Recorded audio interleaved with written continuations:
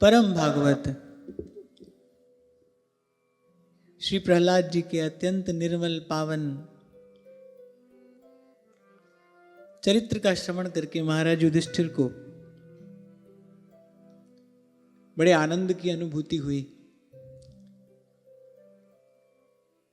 फिर सादर श्री नारद जी के चरणों में प्रणाम करते हुए महाराज युधिष्ठिर कह रहे हैं कि कुछ और भी पूछना चाहता हूं आपसे। भगवन् श्रोतुमिच्छामि नृणां धर्मं सनातनं वर्णाश्रमाचारयुतं यत् पुमान् विन्दते परम्।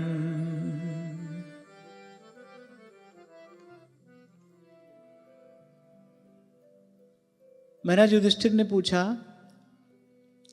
कि अब मैं वर्ण और आश्रमों के सदाचार के साथ सनातन धर्म का श्रवण करना चाहता हूं।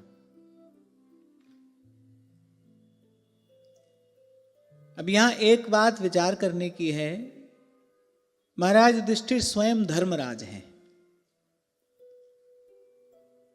पर श्री नारद जी के चरणों में सादर सविनय निवेदन करते हैं कि आप हमको बताइए धर्म का स्वरूप क्या है। एक आदर्श उपस्थित होता है यहां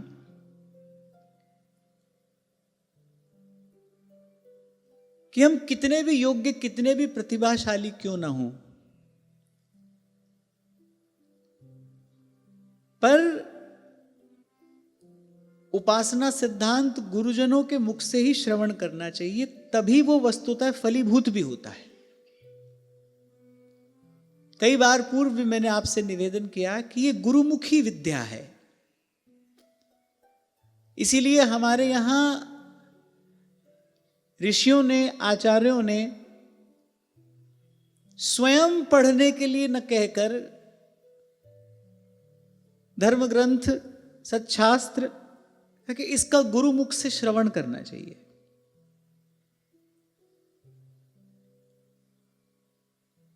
हम पढ़ेंगे तो अपनी मति से, अपनी बुद्धि से उसका अर्थ लगाएंगे। कुछ समय पहले शायद एक माता ने यह प्रश्न भी किया था कि मैं जितनी बार गीता पढ़ती हूं उतनी बार मुझे अलग अलग अर्थ समझ में आता है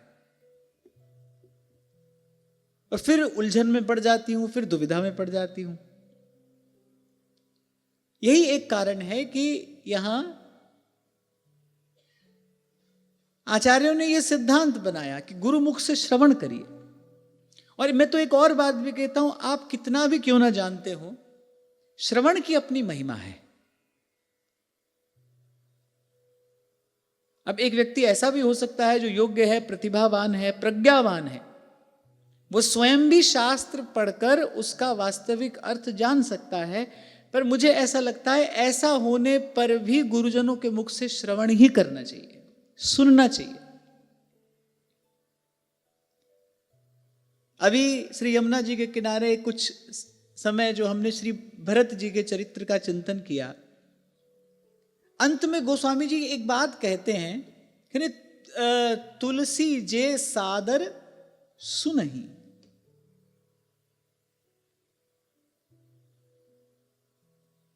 कि जो इसका सादर श्रवण करेंगे, तुलसी जे सादर सुनहि। भरत चरित करि नेम, तुलसी जे सादर सुनहि। सिय राम पद प्रेम, अवस होई भवरस बिरति। वहां गोपी कह रही है, श्रवण मंगलम श्रीमदाततम।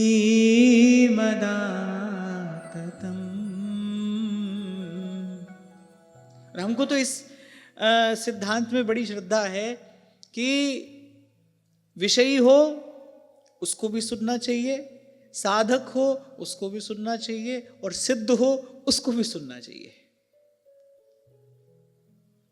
महत जनों के मुख से, गुरुजनों के मुख से, संत जनों के मुख से सुनना चाहिए। रैदास जी महाराज के यहाँ संत आते हैं, वो इतने प्रसन्न हो जाते हैं। प्रसन्नता का कारण क्या है? कह रहे अब संत आए हैं, अब भगवान की कथा सुनने को मिलेगी।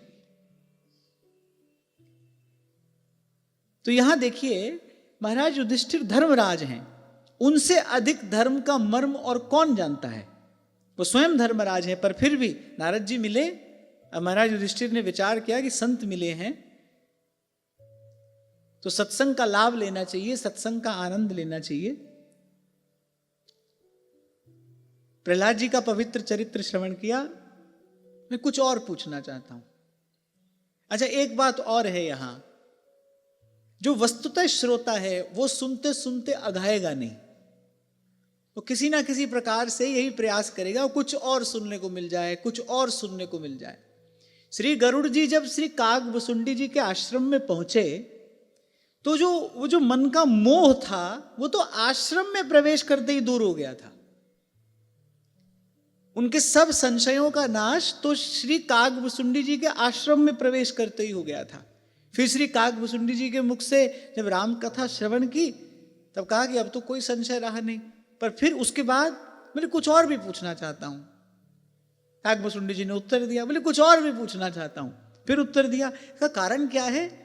जिनके श्रवण समुद्र समाना, कथा तुम्हारी सुभग सरनाना, कथा तुम्हारी सुभग सरनाना। और ये जो कल हमने मौन के विषय में थोड़ी चर्चा की ना, जब तक कथन श्रवण में संयम नहीं आएगा तब तक वस्तुतः भगवत कथा के कथन श्रवण का जो वो वास्तविक रस है, वो जो विशेष रस गोस्वामी जी कहते हैं, वो प्राप्त नहीं होगा। इसीलिए कल आपसे मैंने कहा था कि आपने हजारों बार सुना होगा मौन, पढ़ा भी होगा उसका महत्व,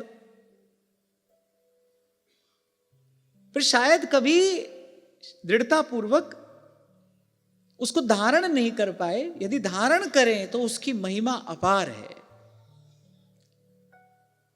वो आपको पात्र बना देगा।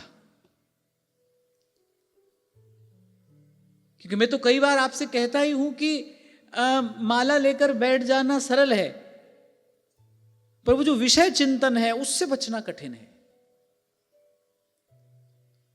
वो जो मन विषय का चिंतन करता है उससे बचना कठिन है, और मौन इसमें बड़ा सहायक है। मौन इसमें बड़ा सहायक है। धीरे धीरे क्या होता है, धीरे धीरे वो मन के जो संकल्प विकल्प हैं वो धीरे धीरे शांत होने लगते हैं, हो जाते हैं। परम शांति का लाभ आपकी चेतना करती है। ये बड़ा सबल और समर्थ साधन है।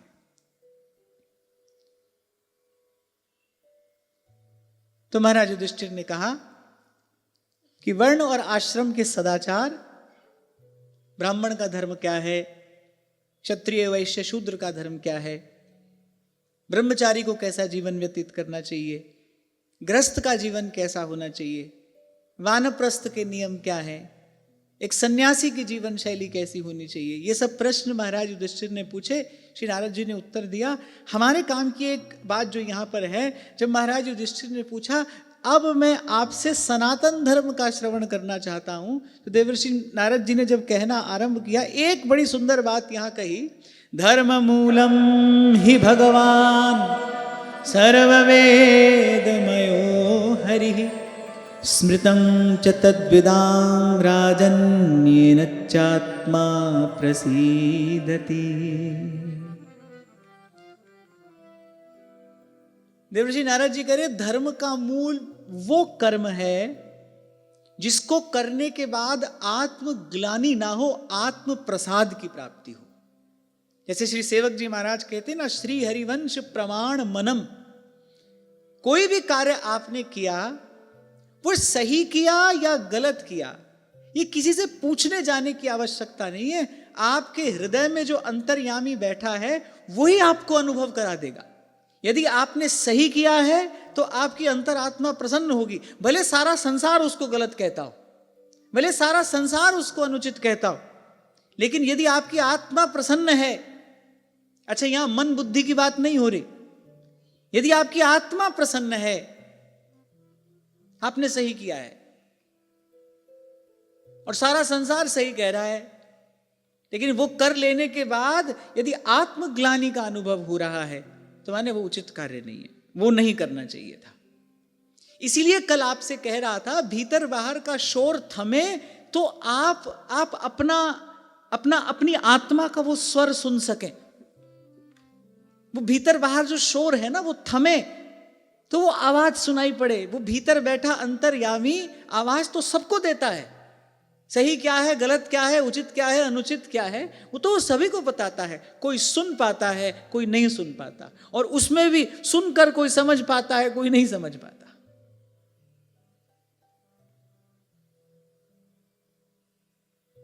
तो एक बड़ी अद्भुत बात यहां श्री नारद जी ने कही कि सबसे पहले तो ये सुन लो, धर्म का मूल वही कर्म है जिसको कर लेने के बाद आत्मग्लानि नहीं, आत्म प्रसाद का अनुभव। श्री सेवक जी महाराज को जब अनुभव हुआ, किसी ने कहा होगा कि ये जो बात आप कह रहे हैं, ललिता अधिक श्याम आरुषाम श्री हरिवंश प्रेम रस धाम, ये जो वर्णन आपने किया है, अब भाई किसी पुराण आदि में तो इसका वर्णन नहीं मिलता है, कहने सुनने को ये बात मिली नहीं। सेवक जी महाराज कह रहे मिले न मिले श्री हरिवंश प्रमाण मनम, मेरी अपनी आत्मा इसका प्रमाण है। इसी को अनुभव कहते हैं, यही सबसे बड़ा गुरु है, यही सबसे बड़ा प्रमाण है, और साधक जीवन के लिए यही सबसे बड़ा आधार भी है। श्री सूरदास जी अपनी वाणी में कह रहे हैं जब तक भीतर अनुभव नहीं हुआ लाख कहो सुनो, लेकिन वो जो दृढ़ता आनी चाहिए वो आएगी नहीं जब तक आपको स्वयं अपने भीतर अनुभव नहीं हुआ है। देखो उदाहरण के लिए आपको ये बात कह रहा हूं, आज आप यहां पर बैठकर श्रद्धा पूर्वक श्रवण कर रहे हो, आपको ठीक लगता है, आपको अच्छा लगता है, आपको उचित लगता है। कल आप कहीं कुछ और श्रवण कर लो और सुन लो, तो हो सकता है जो यहां श्रवण किया है उसमें किसी प्रकार का संशय उपस्थित हो जाए, ऐसा हो जाता है। इसलिए आपको कहा जाता है ना कि बहुत जगह नहीं सुनना चाहिए, एक जगह सुनकर पहले अपने उपासना सिद्धांत को परिपक्व करना चाहिए। वो जो संशय आया वो क्यों आया? क्योंकि वो जो दृढ़ता होनी चाहिए वो नहीं थी, और वो दृढ़ता आए कहां से? वो आत्मानुभव से आती है। भीतर अनुभव होगा तो दृढ़ता आएगी। अब खूब कह लिया, खूब सुन लिया, ऐसा वृंदावन है, ऐसा वृंदावन है, भाई जब तक अपना अनुभव किया नहीं तब तक कच्चाई ही है, तब तक कहीं भी पैर फिसल सकता है। इसलिए ध्रुवदास जी कह रहे इन्हीं नैनन सब सुख देखे, जीवन जन्म सफल करी लेखे। सफलता तो तभी है जब इन्हीं नैनन सब सुख देखे। ये जो मानना है, गुरुजनों की बात को मानना है, ये जानने के लिए मानना है। आपको मैं कई बार एक उदाहरण देता हूं ना, जैसे गणित का एक प्रश्न होता है, उसमें कहती है यही कहा जाता है मान लीजिए ऐसा है, लेकिन वो मान लीजिए किस लिए है? वो अंत तक पहुंचने के लिए है, हेंस प्रूव्ड, वहां तक पहुंचने के लिए वो यात्रा आरंभ हुई है। मानकर छोड़ नहीं देना है। माना किस लिए है? माना जानने के लिए है। जो बात गुरुजन कह रहे हैं उसको आपने श्रद्धा पूर्वक माना, लेकिन वो माना क्यों माना? वो जो गुरुजन जिस तत्व की बात कर रहे हैं उस तत्व को जानने के लिए माना है, केवल मानकर छोड़ नहीं देना है। दृढ़ता तभी आएगी। ये जो श्री महाप्रभु के श्रीमुख वाक्य हैं, रहो को काहू मन ही दिए, मेरे प्राणनाथ श्री श्यामा शपथ करूं तृण छिए। ये जो ऐसी दृढ़ता आएगी, कहां से आएगी? जब इन्हीं नैनन सब सुख देखे।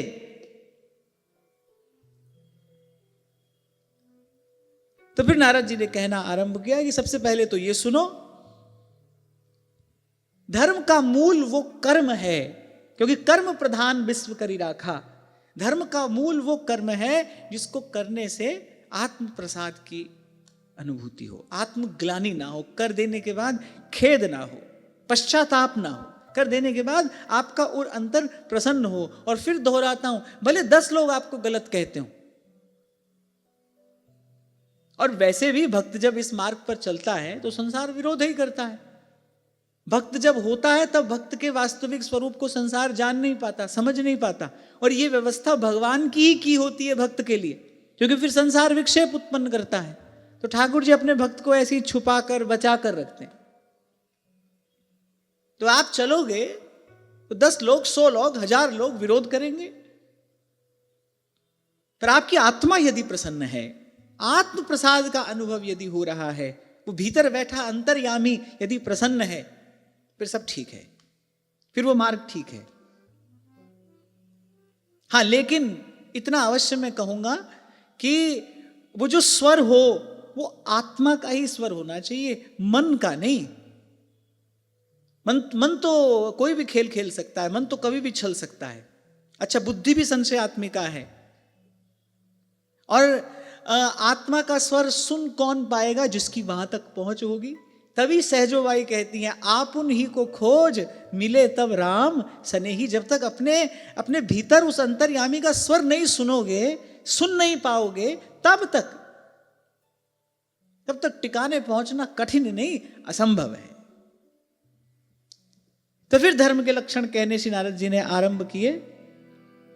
सत्यम दया तपः शौचम तितिक्षेक्षा शमो दमः अहिंसा ब्रह्मचर्यं च त्यागः स्वाध्याय आर्जवम्।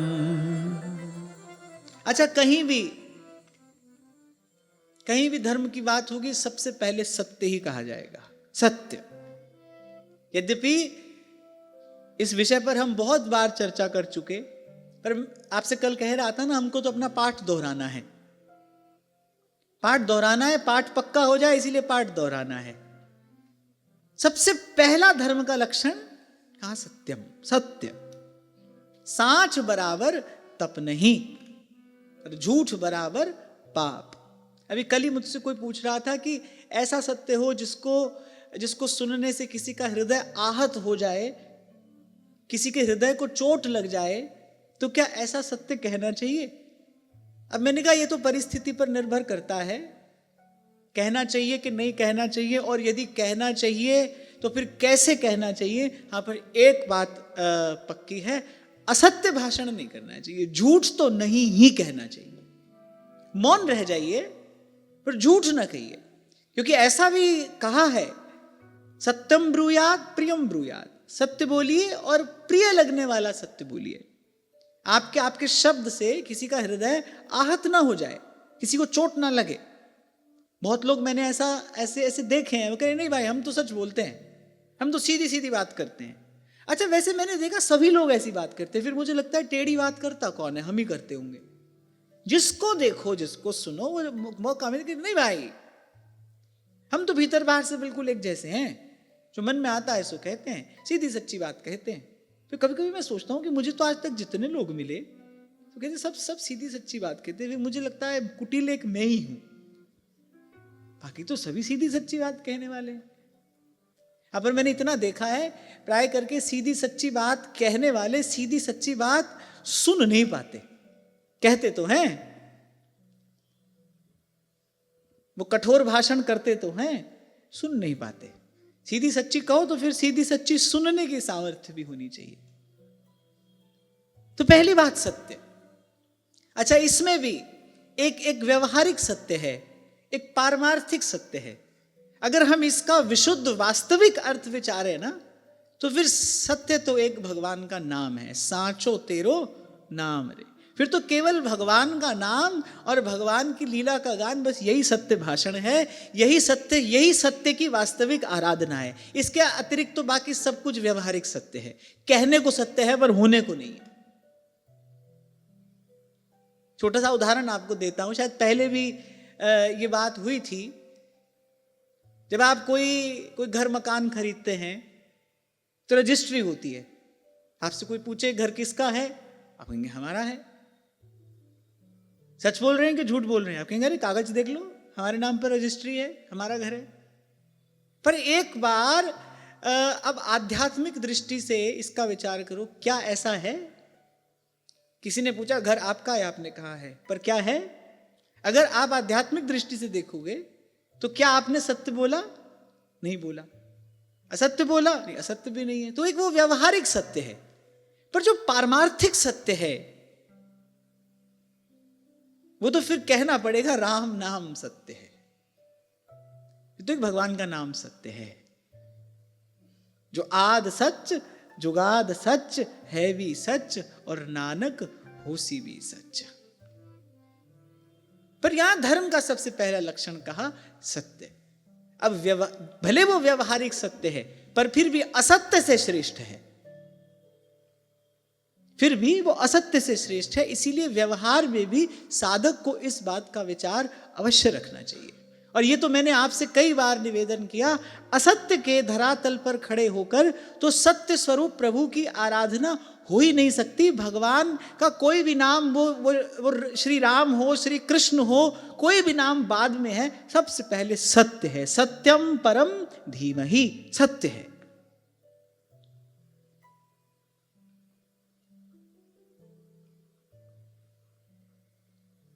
फिर उसके बाद करिए दया। ये जो एक दो दिन चर्चा होगी ना, ये वैसे लिख लेने जैसी है, नहीं तो बार बार सुनते रहना।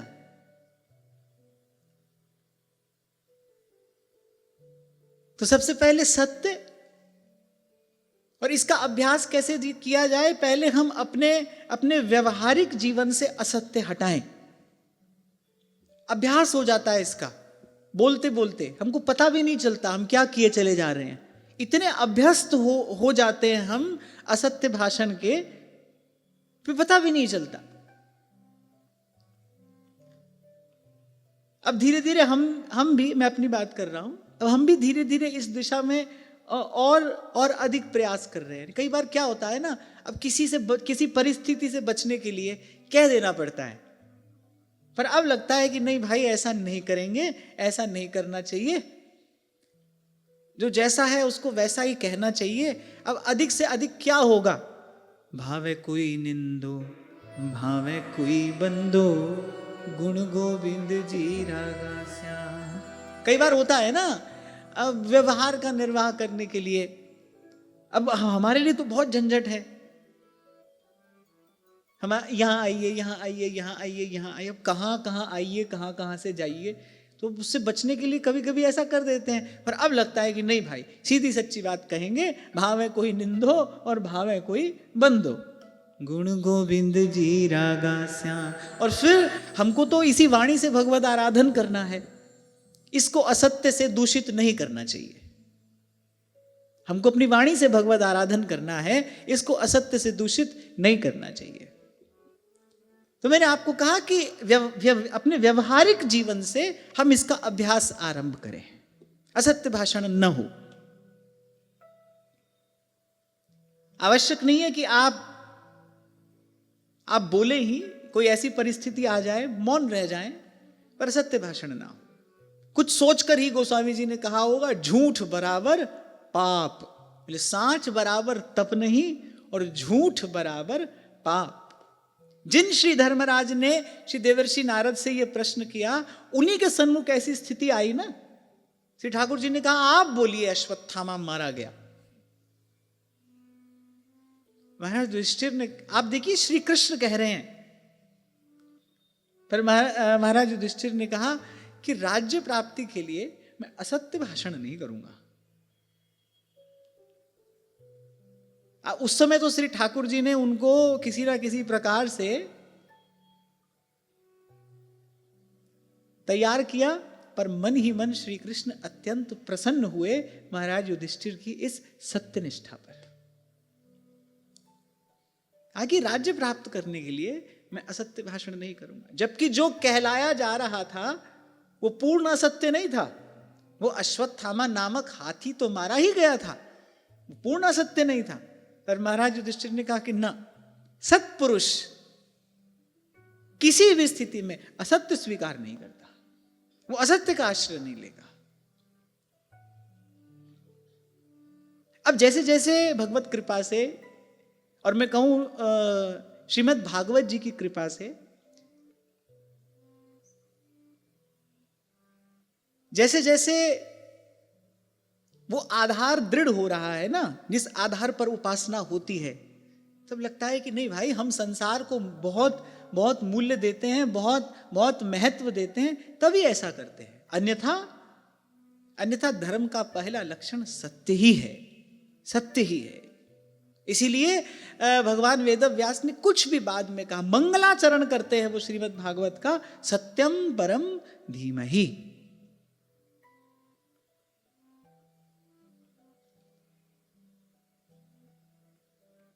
सत्य स्वरूप प्रभु के निकट जाना है, सत्य स्वरूप प्रभु को अपने हृदय में विराजमान करना है, तो फिर सबसे पहला कार्य तो यही करना पड़ेगा।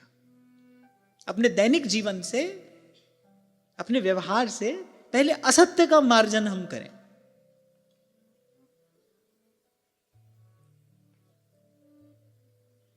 हो सकता है व्यवहारिक कुछ क्षति हो जाए, हो सकता है कुछ व्यवहारिक क्षति हो जाए उससे, लेकिन पारमार्थिक लाभ अवश्य होता है। और ये तो मैं आपको सदा ही कहता हूं भाई, अपना लक्ष्य पहले निर्धारित कर लीजिए कि आपका लक्ष्य संसार है या भगवान है। यदि भगवान लक्ष्य हैं, यदि हमको प्रभु के ही चरणों तक पहुंचना है, यही हमारा दृढ़ निश्चय है, फिर तो भाई यही रास्ता है। जी मार्ग सब संत गया छे। महाराज युधिष्ठिर को यह सब जानने की आवश्यकता नहीं है, पर क्योंकि वो राजा हैं, क्योंकि वो राजा है, प्रजा के लिए एक आदर्श की स्थापना करनी है। एक तो गुरुजनों के मुख से सत्य सिद्धांत का श्रवण करना चाहिए, और दूसरा राजा होकर उपदेश दिया जाए तो उसका प्रभाव पता नहीं क्या हो, पर जब देवर्षि नारद उपदेश देंगे तो सारी प्रजा के लिए वो ग्राह्य होगा। तो सबसे पहले सत्य, और फिर कहते हैं दया। दया सर्वभूतेषु, जीव मात्र पर दया। और प्रभु से प्रेम करने वाले का हृदय तो ऐसा होना ही चाहिए, सर्वभूत पे दया। अच्छा, श्री कबीर जी तो कहते हैं कि ये इतना समर्थ साधन है, कुछ और करने की आवश्यकता नहीं, करे दया राख और धर्म को पाले, घर में रहे उदासी, अपना सा जी सबको जाने, सहज मिले अविनाशी। अपना सा जी सबको जाने।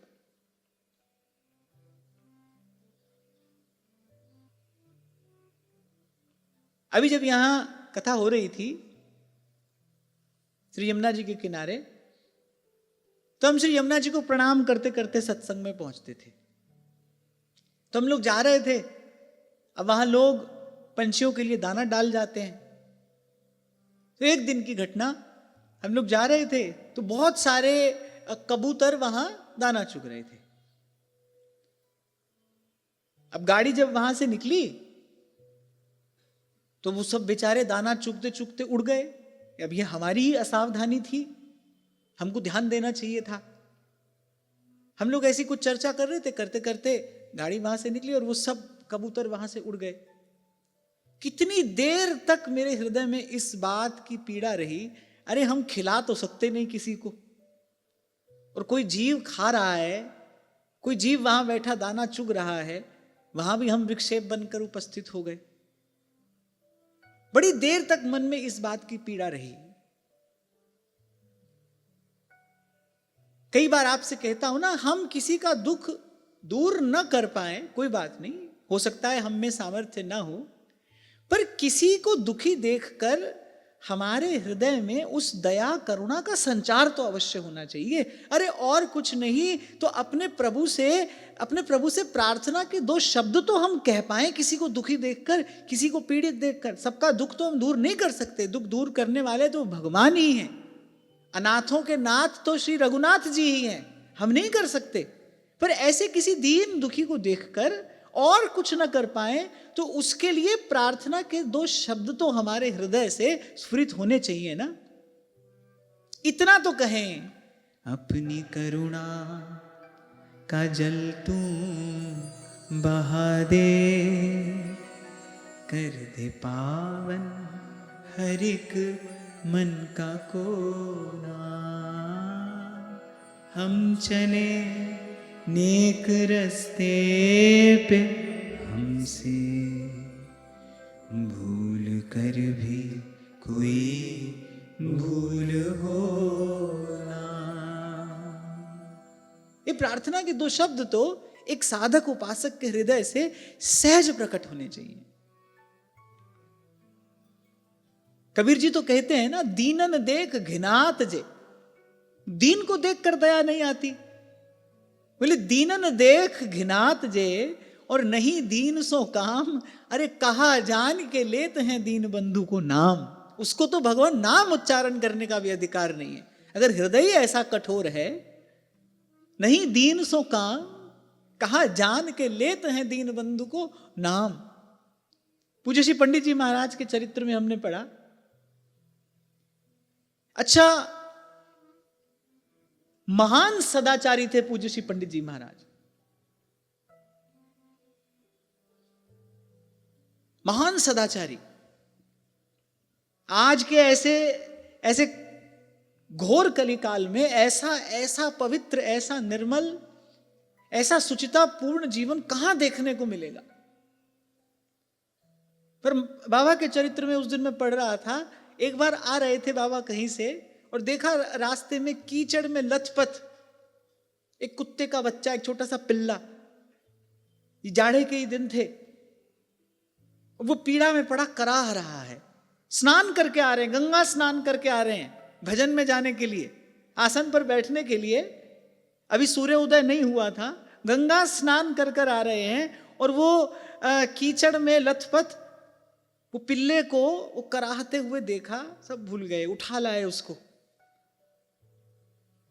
उठा लाए, उसको स्नान कराया, उसके लिए औषधि की व्यवस्था की, उसके लिए गर्म वस्त्र की व्यवस्था की। और जब तक वो पूर्ण रूपेण स्वस्थ नहीं हो गया, तब तक उसका ध्यान रखना नहीं छोड़ा उन्होंने। महान सदाचारी। मुझे नहीं लगता कि आज के युग में ऐसा दर्शन भी संभव है। गंगा स्नान करके आ रहे हैं, आसन पर बैठना है, और मार्ग में ऐसे किसी जीव को देखा और उसकी सब व्यवस्था करने के बाद फिर कोई दूसरा कार्य किया। ऐसे एकनाथ जी महाराज के जीवन का प्रसंग है ना, कहा गंगोत्री से जल लेकर आ रहे हैं रामेश्वर भगवान को निवेदन करने के लिए। अभी बस पहुंचे नहीं और थोड़ा ही दूर पर देखा एक प्यासा गधा। आप देखिए वहां से गंगा जल भरकर लाए हैं, गंगोत्री से। अब उस समय की यात्रा आज की यात्रा जैसी सुगम नहीं थी। कितनी कठिन यात्रा, जल भरकर लाए हैं प्रभु को निवेदन करने के लिए।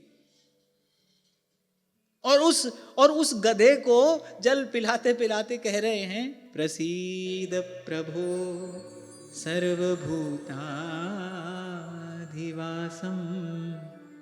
प्रसीद प्रभो सर्वभूताधिवासम।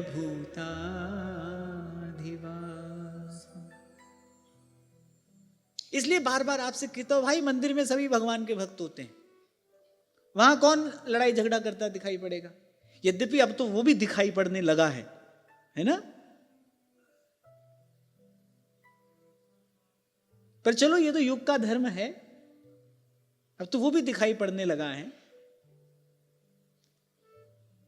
पर मैं कहता हूं एक साधक उपासक के जीवन से इन सद्गुणों की सुवास आनी चाहिए। हम प्रभु के हैं भाई। अस अभिमान जाए जन भोरे, मैं सेवक रघुपति पति मोरे। हम प्रभु के हैं। महाप्रभु कह रहे हैं ना, ताते भैया मेरी सौ। अच्छा, महाप्रभु जी ने ये वाक्य केवल एक स्थान पर प्रयोग किया है, ताते भैया मेरी सौगंध है मेरी कृष्ण गुण संचु। ये जिन गुणों की हम चर्चा कर रहे हैं ना, यही कृष्ण के गुण है। रामो विग्रहवान धर्मः। जब हम धर्म के लक्षणों की चर्चा करें, अर्थात यही भगवान के लक्षण हैं, यही वो सद्गुण हैं जिसका संचय करने के लिए हमारे आचार्य हमको सौगंध दे रहे हैं। पहले कहा ताते भैया, अपना जानकर, हमको अपना मानकर, श्री महाप्रभु कह रहे हैं मेरी 100 कृष्ण गुण संचु, पर धन परतीय बंचु। ताते भैया मेरी 100 कृष्ण गुण संचु। और मुझे तो ऐसा लगता है प्रेम करने वाला हृदय वो किसी के भी प्रति, शत्रु के भी प्रति वो कठोर हो ही नहीं सकता। वो कठोर होने की योग्यता खो देता है। जैसे ही प्रेम स्पर्श करता है वो कठोर होने की योग्यता खो देता है। शायद मुंशी प्रेमचंद का ये वाक्य है। वो कहते थे कि एक बार हृदय प्रेम से भर जाए, कितना ही कोई अन्याय ही क्यों ना आपके साथ करे, आप द्वेष कर ही नहीं पाएंगे। आप किसी से द्वेष नहीं कर पाएंगे।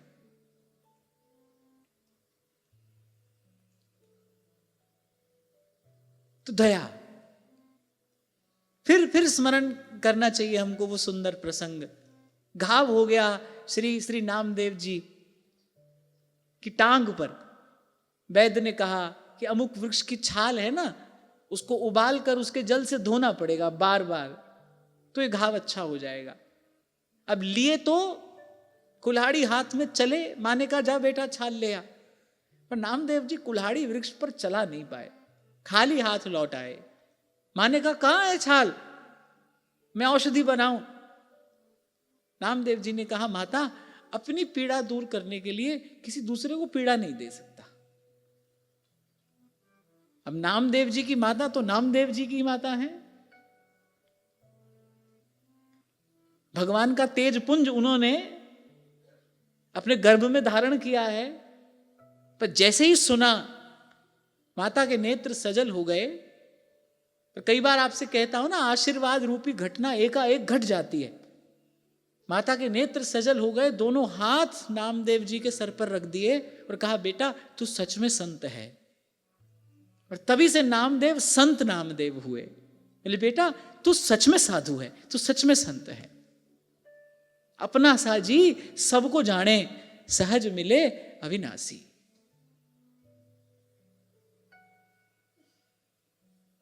किसी के भी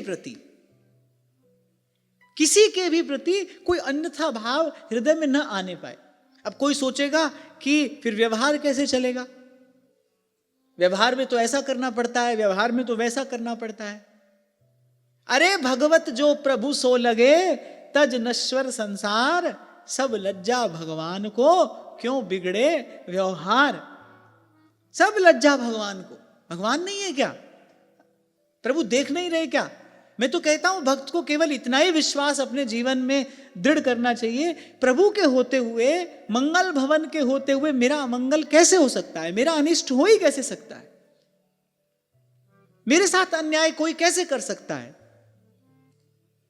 प्रभु का हाथ मेरे सर पे है, मैं प्रभु की चरण शरण में हूं, मैंने भगवान की शरणागति स्वीकार की है। प्रभु के होते हुए मेरा अमंगल कैसे हो जाएगा, प्रभु के होते हुए मेरा अनिष्ट कैसे हो जाएगा। और अगर यही विश्वास नहीं है तो फिर तो सेवक जी महाराज कहते हैं आपनी बुद्धि के होत मानी। फिर तो अपनी बुद्धि से आप कभी ठीक और कभी गलत निर्णय लोगे। ठीक का परिणाम शुभ होगा, गलत का अशुभ होगा, और इसके परिणाम स्वरूप अंततः पुनरपि जननम पुनरपि मरणम पुनरपि जननी जठरे शयनम। फिर तो आपनी बुद्धि के होत मानी।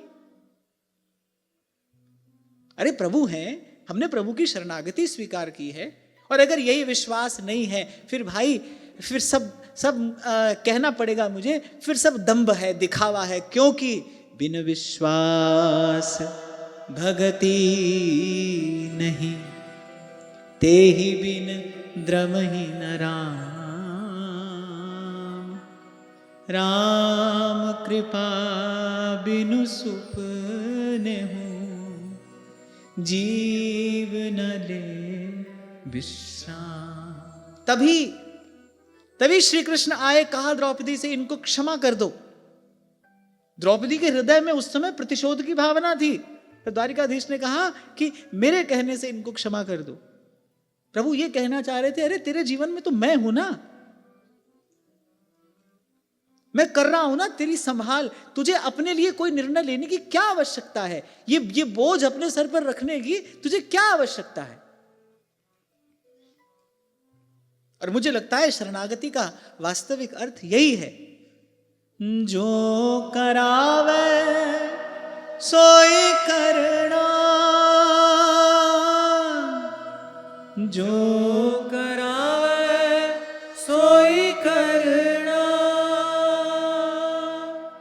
नानक दास तेरी सरना, प्रभु डोरी हाथ तुम्हारे, प्रभु डोरी हाथ तुम्हारे, प्रभु डोरी हाथ तुम्हारे, प्रभु डोरी हाथ तुम्हारे, प्रभु डोरी हाथ तुम्हारे, सोई करावे जो तुध पावे, सोई करावे जो तुध पावई, सोई करावे जो तुध पावे,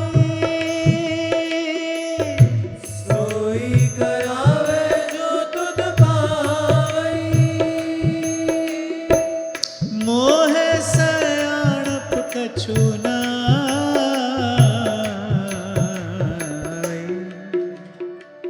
प्रभु डोरी हाथ तुम्हारे, प्रभु डोरी हाथ तुम्हारे, प्रभु डोरी हाथ तुम्हारे, प्रभु डोरी हाथ तुम्हारे, प्रभु डोरी हाथ तुम्हारे, जी जंत तेरे तारे, जी जंत तेरे तारे, जी जंत तेरे तारे, जी जंत तेरे तारे, प्रभु डोरी हाथ तुम्हारे,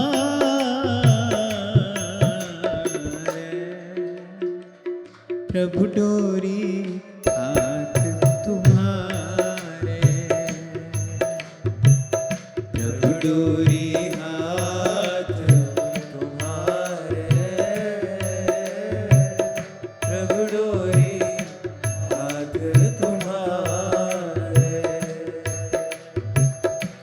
जो करावे सोई करना,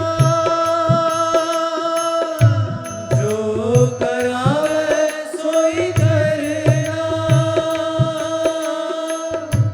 जो करावे सोई करना, जो करावे सोई करना, नानक दास तेरी सरना, प्रभु डोरी हाथ तुम्हारे, प्रभु डोरी हाथ तुम्हारे, प्रभु डोरी हाथ तुम्हारे, प्रभु डोरी हाथ तुम्हारे, प्रभु डोरी हाथ तुम्हारे, डोरी हाथ तुम्हारे, प्रभु डोरी हाथ तुम्हारे।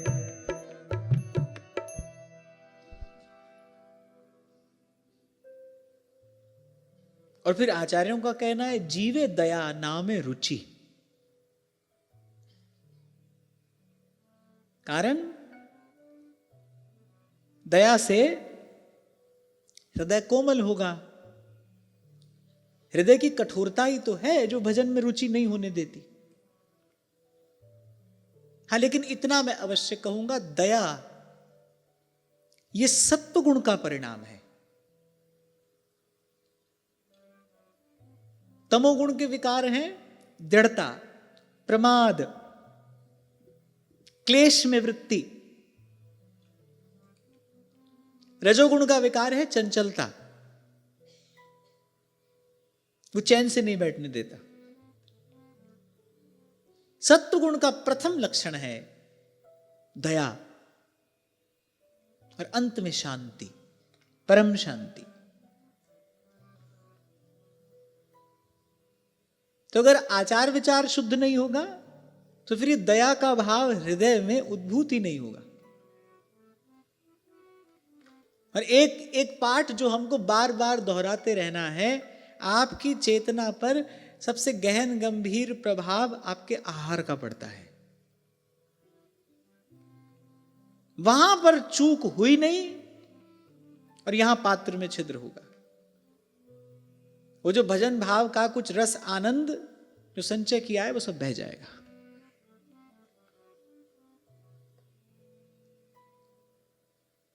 शायद गत सत्र में बड़े विस्तार से हमने इस पर चर्चा की थी कि ऐसे प्रसाद के नाम पर कुछ भी ठूसते नहीं जाना है। प्रसाद को प्रसाद की ही तरह ग्रहण करना चाहिए।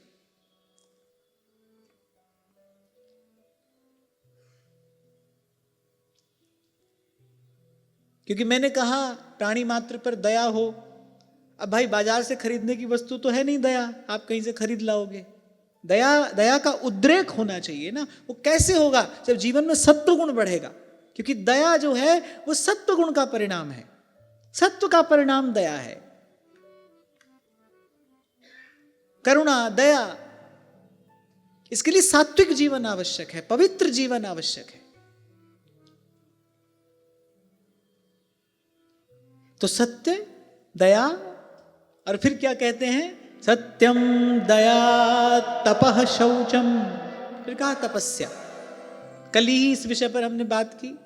शुद्धि तप से होती है। अब तप का अर्थ सबके लिए अलग अलग है। योगी के लिए तप कुछ और है, हमारे लिए तप क्या है? शरीर से यही तप है भाई, अपना सुख छोड़कर सेवा करें। वाणी का तप है असत्य भाषण ना हो, कठोर वचन किसी को न कहे, दुखद वचन कबहू न कहाई। मन का तप क्या है? किसी के भी प्रति, भले किसी ने ऐसा हमको लगता हो कि किसी ने हमारे साथ अनुचित किया है, अन्याय किया है, पर उसके भी प्रति हमारे मन में वैर द्वेष आदि का भाव नहीं आना चाहिए। सबके प्रति सद्भाव बना रहे, सब सोहित निष्काम मति। हमारे लिए तपस्या यही है। भजन के मार्ग पे आने वाली जो प्रतिकूलताएं हैं, अब बहुत उसकी शिकायत ना हो। एक बात का दृढ़ निश्चय हो, मेरे प्रभु ने मेरे लिए जो विधान किया है उसी में मेरा परम मंगल है, उसी से मेरा कल्याण होगा, किसी और विधि से नहीं हो सकता। तो इस प्रकार मन वचन कर्म का तप करते हुए, शुद्धि तप से ही होती है। सोना अग्नि में तपाकर शुद्ध नहीं किया जाता है। सोना तो सोना ही है, सोने की अशुद्धि दूर की जाती है। ऐसे ही ईश्वर अंश जीव अविनाशी, चेतन अमल सहज सुख राशि। तप से शुद्धि नहीं होती, तप से अशुद्धि दूर होती है। अशुद्धि को दूर करने के लिए तप है। अब जन्म जन्मांतर से जो जन्मांतरीय संस्कार हमारे हैं, उसकी शुद्धि कैसे होगी? उसके लिए तप है। और सरल से वाक्य में अगर मैं कह दूं तो अपना सुख छोड़िए। भोली सखी कहती है ना, भव सुख तुम पे वारूं।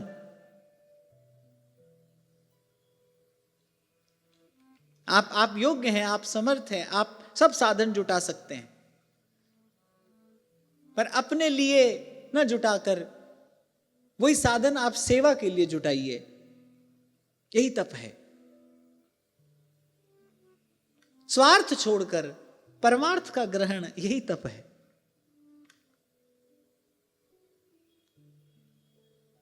और फिर कहा शौचम, शौच, सुचिता, पवित्रता, तन में भी, मन में भी, वाणी में भी, कर्म में भी। बहुत बार ये देखा जाता है शारीरिक शुचिता पवित्रता की ओर तो बहुत लोग ध्यान देते हैं, यद्यपि आरंभ तो वहीं से होगा। जैसे कुछ समय पहले की बात है ना, एक माता ने प्रश्न किया कि क्या मासिक धर्म के समय हम ठाकुर जी की सेवा कर सकते हैं कि नहीं कर सकते। ऐसा प्रश्न ही नहीं होना चाहिए। तो शौचाचार है। जैसे आपसे कल कह रहा था, अगर मन के मौन की तरफ आगे बढ़ना है तो पहले वाणी का कुछ संयम करना पड़ेगा ना, ऐसे ही। और आपको हमको तो भगवत सेवा में रहना है। सुचिता, बड़ी सुंदर बात श्री नागरीदास जी महाराज अपनी वाणी में कहते, कह रहे शुद्ध शरीरी साधु सजाती। आपके शरीर में देववास कैसे होगा? देवता तो मैले कुचैले स्थान पर आकर नहीं बैठेंगे। शरीर में देववास कैसे होगा? शरीर को मंदिर बनाना है ना, मंदिर के समान पवित्र हो। तो शौच, सुचिता, पवित्रता। अरे मैं कहता हूं, किसी मैले कुचैले स्थान पर जाकर माला करने का मन करता है क्या? चारों ओर कूड़े के ढेर पड़े हों, आपको कोई कहे यहां बैठकर भजन करो, मन करेगा? और वहीं किसी ऋषि का, किसी संत का आश्रम हो, गौ के गोबर से लीपी हुई भूमि हो, तुलसी का थांवला हो, अब उस स्थान की सुचिता पवित्रता देखकर मन में विषय चिंतन हो ही नहीं सकता। मन में सात्विक भाव ही उद्दीप्त होगा। मन करेगा यहां पर बैठकर थोड़ा भजन कर लेना चाहिए। तो वो सुचिता का मन पर प्रभाव पड़ा कि नहीं पड़ा? जैसे स्थान की शुचिता का मन पर प्रभाव पड़ता है, ऐसे ही आपके सबसे निकट कौन है? प्रश्न पूछा था मैंने आपसे, शरीर है। तो फिर इसकी शुचिता पवित्रता का मन पर, चित्त पर, भाव पर प्रभाव कैसे नहीं पड़ेगा?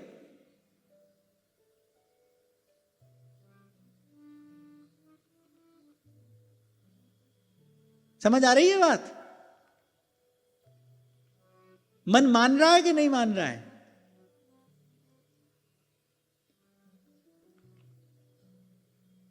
प्रहलाद जी के ही चरित्र में प्रसंग उपस्थित हुआ था ना। प्रहलाद जी ने यही कहा था ना, अरे किसको अपना मानते हो? अपने निकट के सगे संबंधियों को अपना मानते हो? अरे जो सबसे निकट है तुम्हारे। फिर खैर सबने कुछ कुछ उत्तर दिया था, फिर समझ में आई थी नहीं, सबसे निकट हमारे कौन है? सबसे निकट हमारा शरीर है। अरे जब यही अपना नहीं है तो कौन अपना होगा? ऐसे ही किसी दूसरे स्थान की स्थिति देखकर अगर हमारे मन पर कुछ भला या बुरा प्रभाव पड़ सकता है, फिर शरीर की शुचिता पवित्रता का मन चित्त पर कैसे प्रभाव नहीं पड़ेगा? तो कह मैं ये रहा हूं कि इसकी हमको आवश्यकता है, यथासंभव इसका ध्यान रखना चाहिए। शारीरिक शुचिता पवित्रता का भी, यदि मानसिक शुचिता पवित्रता चाहिए तो आरंभ तो यहीं से करना पड़ेगा। और हमने देखा है संतों का जीवन, अपार कष्ट सहकर भी, सर्दी गर्मी की अनेक प्रतिकूलताएं सहते हुए भी उन्होंने अपने जीवन में शौचाचार को साध कर रखा है, क्योंकि वो जानते हैं इसकी महिमा क्या है। अरे मैं कहता हूं सब बात छोड़ो, गर्मी के दिन में एक व्यक्ति पसीने से लथपथ घर आया है, घर आते ही कोई व्यक्ति उसको कोई बढ़िया सुंदर व्यंजन परोसे, वो कहेगा एक बार सब हटाओ, एक बार पहले स्नान कर लेने दो। अब कोई बड़ा ही भोजन भट्ट हो उसकी बात तो मैं नहीं कहता, पर साधारण तो कोई होगा तो वो यही कहेगा कि पहले एक बार स्नान कर लेते हैं, पहले हाथ मुंह धो लेते हैं, स्नान कर लेते हैं। उससे क्या होगा? सुखद अनुभूति होती है ना मन को। छोटी छोटी बातें आप देखें, क्योंकि उसका मन पर प्रभाव पड़ रहा है। आप थके हारे पसीने में लथपथ आए हैं, आपने स्नान किया है, एक बार तो आप बहुत हल्का फुल्का महसूस करने लगेंगे। क्यों? क्योंकि जो शरीर के साथ घटा है उसका मन पर, चित्त पर प्रभाव पड़ा है। फिर श्री शौचाचार का भजन भावना पर प्रभाव कैसे नहीं पड़ेगा? मैले कुचैले पड़े हैं तो भजन कर रहे हैं, पता नहीं कैसा भजन होता है।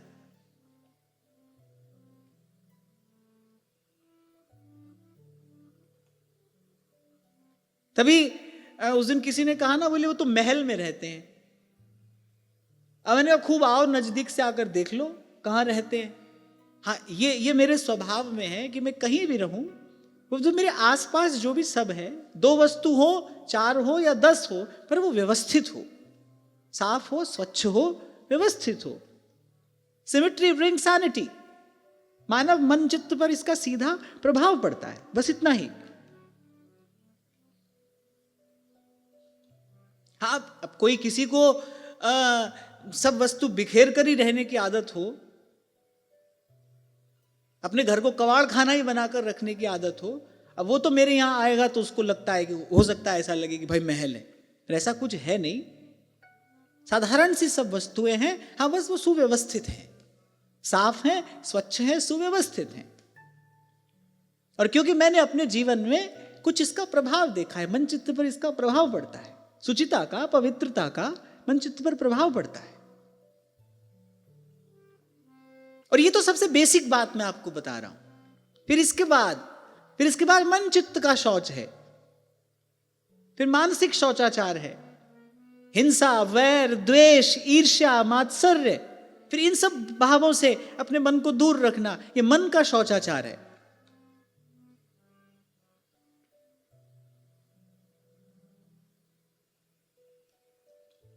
पांच 7 बरस पहले की घटना होगी ये, जब वहां एक बार राधाष्टमी पर कथा हुई थी, तो शंभू जी ने मुझसे कहा कि जैसे अगर पंडाल में कथा होगी तो फिर एसी लगाना पड़ेगा। अरे मैंने कहा कुछ नहीं, शायद सितंबर के आखिरी के दिन थे। अरे नहीं, मैंने कहा कुछ नहीं, 2-3 घंटे की बात है, सब लोग बैठ जाएंगे, आप इतना परिश्रम क्यों करेंगे।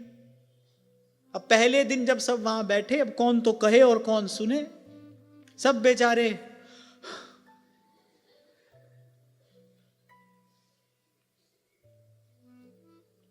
तो मैंने शंभू जी से कहा भाई अगले दिन लगाओ एसी, हमको भी चाहिए, सबको भी चाहिए। तो ठाकुर जी ने बताया, कहत सुनत दशा हृदय नहीं आवे। और हम पर इस बात को हम स्वीकार करते हैं, हम तो भाई अभी उसी साधारण धरातल पर खड़े हैं, अभी तो शरीर को सब भान होता है। तो इसलिए तस्मात् शास्त्रम प्रमाणन्ते कार्य व्यवस्थितो। और फिर जब श्री सेवक जी महाराज कह रहे हैं ना, शुक मुख वचन जो श्रवण सुनावहु, तब श्री हरिवंश सुनाम कहावहु। शुक मुख वचन जो श्रवण सुनावहु। और ये सब उसी शुक मुख वचन का ही चिंतन हो रहा है। विगत 2 वर्षों से हम वही श्री शुक मुख वचन का ही चिंतन कर रहे हैं। हाँ, ये श्री जी ने हम पर कृपा की कि शायद पहले ही इसमें लगते तो भाग जाते कहीं और। पहले श्री जी ने कृपा करके अपना प्रसाद दिया, अपने चरणों का आश्रय दिया, अपने चरणों की सन्निधि में बिठाया। कोई कोई बेल ऐसी होती है जिस पर फल पहले आता है, फूल बाद में आता है। फूलों की घाटी में एक ऐसी बेल है, बाबा उस दिन हमको बता रहे थे। प्रकृति का कौतुक है। साधारणतया तो यही होता है ना, पहले फूल आता है फिर फल, उस पर फल पहले आता है, फूल बाद में आता है। तो ऐसे ही हमको पहले फल मिल गया। परम धन राधा वल्लभ लाल, प्राण धन राधा वल्लभ लाल। श्री जी ने पहले रसास्वादन करा दिया। ये उनकी हम पर विशेष कृपा करुणा है, ये उनका अनुग्रह है।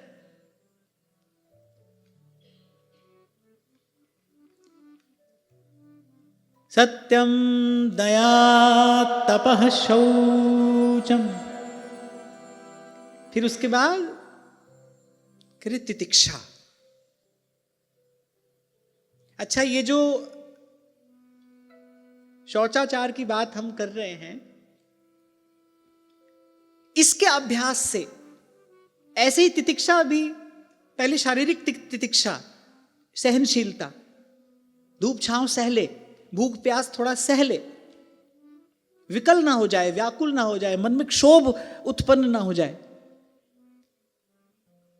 कोई भी कार्य आरंभ हम अपने शरीर से ही करेंगे, पहले शरीर को ही साधा जाएगा, फिर उसके बाद आगे बढ़ेंगे।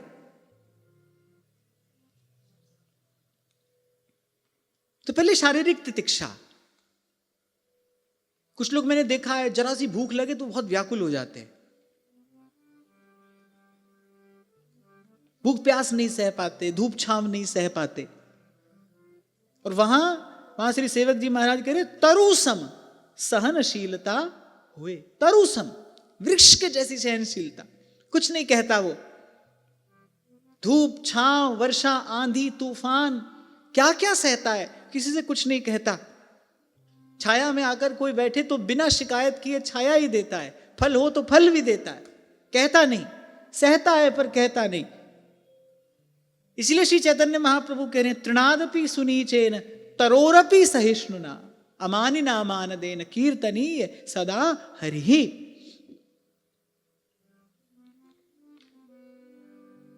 शुद्धि होती है इससे, विकार मुक्ति का मार्ग है ये तितिक्षा, सहनशीलता। पहले धूप छांव सह लें, भूख प्यास सह लें, फिर उसके बाद क्या होगा, फिर उसके बाद मान अपमान सहने की क्षमता आती है। धीरे धीरे उत्तरोत्तर विकास होता है ना, फिर मान अपमान सहना। अब आप कहोगे मान सहने की क्या जरूरत है, अपमान सहने से अधिक कठिन मान सहना है। सुख पाए फूले नहीं और दुख पाए बिललाए। केवल अपमान नहीं, मान भी सहना, मान अपमान दोनों को सह लेना, अपने अपने स्वरूप में स्थित रहे। बहुत सम्मान हो तो भी कुछ नहीं है, हम जानते हैं, गुण सब तेरे। इसलिए संभाल कर कहा मैंने, अपमान सहने से कठिन मान सहना है। सम्मान मिलते ही पांव फिसलता है। और बड़े लोग, गुरुजन यदि सम्मान दें, फिर तो अपने आप को संभाल के रखना बहुत कठिन हो जाता है। बहुत सावधान रहना चाहिए इस समय। तो ये तितिक्षा कैसे आएगी, तरुसम सहनशीलता, ये कहां से आएगी? इसका भी आरंभ पहले शरीर से ही करना पड़ेगा।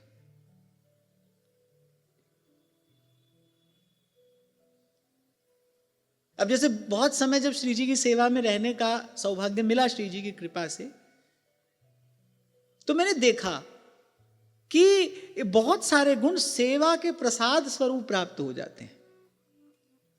अब मान लो ऐसा समय हुआ, भूख लगाई, पर भाई जब तक ठाकुर जी का शयन नहीं हो जाएगा, जब तक किसी को प्रसाद नहीं पवा लेंगे, तब तक तो नहीं पा सकते। और फिर धीरे धीरे धीरे क्या हुआ, वो जो तितिक्षा का भाव था वो सधा। अब कितनी भी ठंडी क्यों ना पड़ रही हो, अब ठाकुर जी को भोग लगा, अब भोग लगाकर वो जो प्रसाद प्राप्त हुआ उसको रखा, उसके बाद ठाकुर जी को शयन कराया, अगले दिन की सेवा की व्यवस्था की, क्योंकि भाई अपरस में है, सेवा में है, अगले दिन की व्यवस्था करके ही निज मंदिर से बाहर आना है। अब इतनी देर में, सर्दी के दिनों में, अब वो जो प्रसाद रखा है, अब कोई कहेगा कि इसको थोड़ा गर्म कर लें, पर नहीं, जैसा है वो प्रसाद ही पाना है। तो छोटा सा उदाहरण मैंने आपको दिया कि सेवा में रहने से, चाहे वो श्री ठाकुर जी की सेवा हो या फिर वो संतों गुरुजनों की सेवा हो, सेवा में रहने से ये सब सद्गुण धीरे धीरे प्राप्त होते हैं। ये सधने लगता है, ये सब तितिक्षा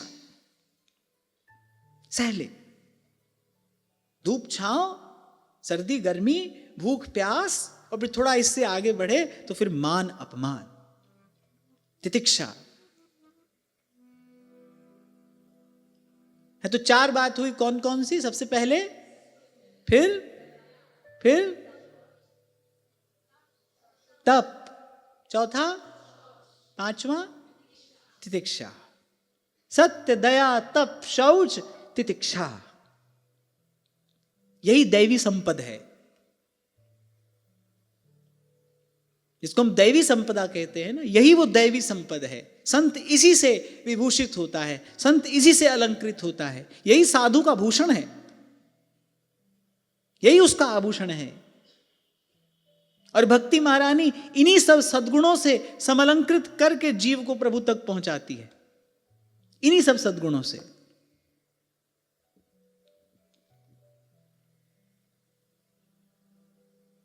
हमारे बाबा यहां परिक्रमा मार्ग पर भजन करते थे। जब शरीर अतिवृद्ध हो गया, अतिवृद्ध जब शरीर हो गया, श्री जी की सेवा करते थे, चित्रपट सेवा थी, सेवा करते थे। अब पहली बात तो उनकी कुटिया के आसपास कहीं जल की व्यवस्था नहीं थी, कुएं से जल लेकर आना होता था। भयंकर सर्दी में भी जल लाना और फिर पूर्ण अपरस में रहते हुए और फिर उसी शीतल जल से स्नान करना, कई कई बार शरीर तो हार जाता था, लेकिन वो मन से नहीं हारते थे। ने कहने का तात्पर्य है कि शुचिता पवित्रता का बड़ा बड़ा ध्यान रखते हुए देखा है मैंने संतों को, बहुत अधिक। और फिर इससे इतना ही समझ में आया कि जैसे बड़ा व्यक्ति किसी वस्तु को बहुत संभाल कर रख रहा हो, तो बच्चा इतना ही समझ ले भाई ये वस्तु मूल्यवान होगी, तभी इसको इतना संभाल कर रखा जा रहा है। तो ऐसे ही संतों गुरुजनों के जीवन में देखा किस प्रकार उन्होंने इन सद्गुणों का अपने जीवन में संचय किया है, किस प्रकार अपने जीवन को उन्होंने साधा है। अच्छा, इन सब सद्गुणों के संचय में सबसे बड़ा बाधक तत्व केवल प्रमाद है, आलस्य, प्रमाद।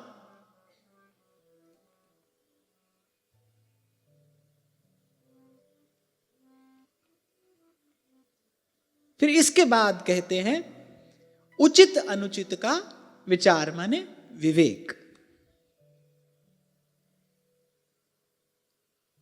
और विवेक के लिए तो एक ही युक्ति है, बिन सत्संग विवेक न होई,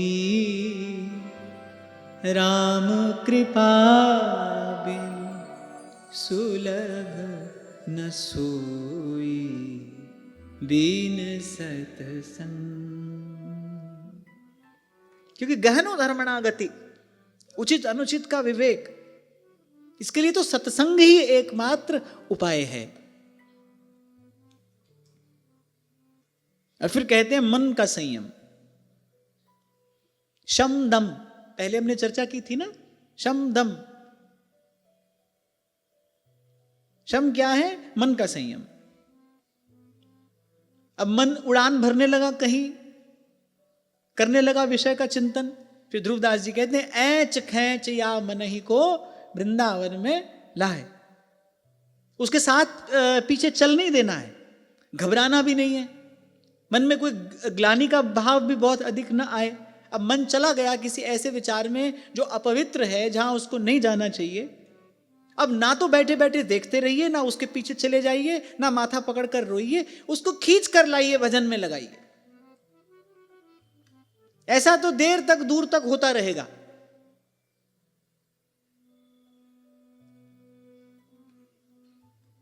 रोग करने से रोग दूर नहीं होता है, उसके लिए औषधि चाहिए। और जैसे ही पता चला कि रोग है, तत्काल औषधि लीजिए, बस। औषध खाए पथ करे ताकि वेदन जाए। हाँ, पर इसके लिए सजग रहना पड़ेगा, इसीलिए कहा पहले विवेक हो। अगर विवेक ही नहीं होगा, उचित अनुचित का विचार ही नहीं होगा, फिर तो जहां मन जा रहा है ठीक ही है। गंगा नहाए गंगादास, जमुना नहाए जमुनादास। सत्संग में आकर बैठे तो यहां भी ठीक है, और वहां किसी ने ले जाकर कहीं और बैठा दिया तो बोले वहां भी ठीक है, सब ठीक है। इसलिए पहले कहा उचित अनुचित का विचार, फिर उसके बाद कहा मन का संयम। मन चला जाए किसी ऐसे स्थान पर, मन चला जाए किसी ऐसे विचार में जहां उसको नहीं जाना चाहिए, कोई बात नहीं, घबराइए नहीं, अपने आप को कोसिए भी नहीं। इस सब में समय व्यर्थ न करते हुए तत्काल भगवान नाम का आश्रय लेना चाहिए, संतों के सद्विचार का आश्रय लेना चाहिए, गुरुजनों की वाणी का आश्रय लेना चाहिए। लंबी लड़ाई है, देर बाद परिणाम आता है इसका। कल आपसे कह रहा था, श्री प्रबोधानंद सरस्वती पाद तो कहते हैं अंतिम क्षण तक साधक को ये युद्ध लड़ना पड़ता है। अगणित द्वंद्व देह के पथ हैं, अगणित द्वंद्व, एक नहीं, दो नहीं, 100 नहीं, अगणित द्वंद्व देह के पथ हैं। कोई बात नहीं, चला गया मन कहीं जहां उसको नहीं जाना चाहिए था, ले आइए उसको। हाँ, उसके पीछे मत चल दीजिए। ये मत कहिए मन कर रहा था इसीलिए कर लिया, मन कह रहा था इसलिए खा लिया, मन कह रहा था इसीलिए देख लिया। ऐसा ना करिए। ऐसे मन के दास होकर मत पड़े रहिए। मन तो ज्योत स्वरूप हैं, अपना मूल पछाण। ये जो महावाक्य है ना, अहम ब्रह्मास्मि, इसमें जो बल दिया गया है वो अहम पर नहीं दिया गया है। अहम ब्रह्मास्मि, मैं प्रभु का हूं। कहने का तात्पर्य यहां ये है, अपने आप को शक्ति देने के लिए, अपने आप को प्रेरणा देने के लिए, अपने आप को प्रोत्साहित करने के लिए। Sometimes you have to motivate your own self, अपने आप को उत्साहित करने के लिए। नहीं, मैं प्रभु का हूं, ये सब विकार मुझे परास्त नहीं कर सकते, मैं हारूंगा नहीं, जूझूंगा, लड़ूंगा, क्योंकि मैं प्रभु का हूं। अस अभिमान जाई जनि भोरे, मैं सेवक रघुपति पति मोरे। हाँ, लेकिन उसके सामने हथियार मत डाल दो, हार मत जाइए। और मैंने कहा ना, बड़ी देर तक, बड़ी दूर तक ये चलता है। कुछ दिन तो ऐसा लगेगा कि बस हो गए तपस्वी हम, अब तुम तपस्वी हो गए। फिर एकाएक कोई ऐसी उद्दंडता मन करेगा, अपने आप को बड़ा ठगा हुआ सा अनुभव करेंगे आप। पर कोई बात नहीं, फिर भी डरने की, घबराने की आवश्यकता नहीं है। अस अभिमान जाए जनि भोरे, मैं सेवक रघुपति पति मूरे। लक्ष्य पवित्र रखिए। हमारे श्री स्वामी अखंडानंद जी महाराज कहते थे, अरे मन कुछ मांगे, वही ये खाने की इच्छा है, मन से कहो जाओ खाओ। आपके सहयोग के बिना तो मन नहीं खा सकता, आपके सहयोग के बिना मन कुछ नहीं कर सकता। पर आप इतने ही दुर्बल हैं, इतने ही निर्बल हैं, आप दास ही हैं मन के, तब फिर बात कुछ और है। इसीलिए कहा मन के हारे हार है और मन के जीते जीत। इसलिए प्रार्थना की जाती है प्रभु से, हमको मन की शक्ति देना, मन विजय करें, दूसरे की जय से पहले खुद पे जय करें। अब प्राय करके ये देखा जाता है, सारे संसार को जीत लेने वाला अपने मन का दास होता है। वो सारे संसार को जीत लेता है पर अपने मन का दास होता है। त्रिलोक विजेता, त्रिलोक विजेता रावण त्रिलोक विजेता है। वेद पढ़े विधि शंभु सभीत, पूजावन रावण के घर आवे। ऐसा उसका ऐश्वर्य है, मन का दास है, उचित अनुचित का विचार नहीं है। कुंभकर्ण जब उठा, और जब कुंभकर्ण को पता चला क्यों उठाया, इस असमय मुझे क्यों उठाया गया, और जब बताया कि ऐसी ऐसी घटना घटी, तो इतना तो कुंभकर्ण भी जानता था कि हरि आन जगदम्बा सठ चाहत कल्याण। इसको इतना भी विवेक नहीं था। अपने मन की उस अत्यंत अपवित्र वासना का दास होकर रह गया त्रिलोक विजेता रावण। तो ऐसे सारे संसार को जीत लेना, बड़ी बड़ी बात करना, जैसे हम कर रहे हैं, ऐसे बड़ी बड़ी बात करना, वो सब एक बात है। पर मन के जीते जीत, इस जीव की वास्तविक जय तो मन के जीते जीत है। इसी के लिए भगवान ने कहा है, अभ्यासेन तु कौन्तेय वैराग्येण च गृह्यते। अर्जुन ने पूछा ना कि भाई बड़ा कठिन है। भगवान ने भी कहा, मानता हूं मैं तेरी बात, असंशय। भगवान ने कहा इसमें कोई संशय नहीं है। और मैं तो कभी कभी सोचता हूं, इनसे कह भी देता हूं, जो काम तुम्हारे लिए कठिन है वो हमारे लिए कैसा होगा। जो काम भगवान कठिन मान रहे हैं, असंशय महाबाहो मनो दुर्निग्रहम चलम अभ्यासेन तु कौन्तेय वैराग्येण च गृह्यते। हाँ, पर इसके लिए व्यक्ति को सजग रहना पड़ेगा, सावधान रहना पड़ेगा। और सजग सावधान कौन रहेगा, कौन रह पाएगा? जिसके जीवन में सतत सत्संग है, वही सजग सावधान रह पाएगा। सावधानी के अभाव में तो ये सब कुछ भी संभव नहीं है। सावधानी हटी और दुर्घटना घटी तो कुछ भी संभव नहीं। तो ऐसे मन को संयमित करने के लिए अभ्यासेन तु कौन्तेय वैराग्येण च गृह्यते। इसीलिए मन को छलिया कहा है। कबीर कहते ठग है। ठग क्या करता है? नकली आभूषण देकर असली आभूषण ले जाता है। ऐसे मन भी क्या करता है? कैसे ठगता है?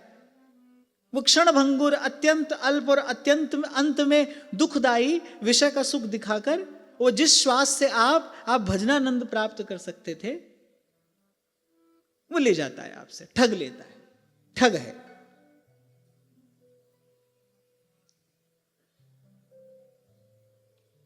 और इस बीहड़ में इससे बचने का उपाय संत बताते हैं। नाम का दीपक हाथ ले चलिए बीहड़ बाट। एक तो बीहड़ है और उस पर मन जैसा ठग है।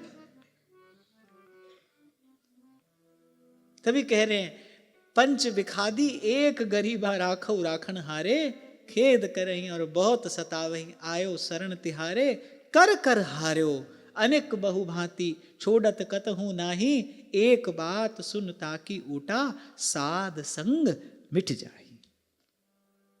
इसलिए मैंने कहा ये सब सधेगा जब आप सजग सावधान होंगे, और वो सजगता, वो सावधानी, वो सत्संग का प्रसाद है।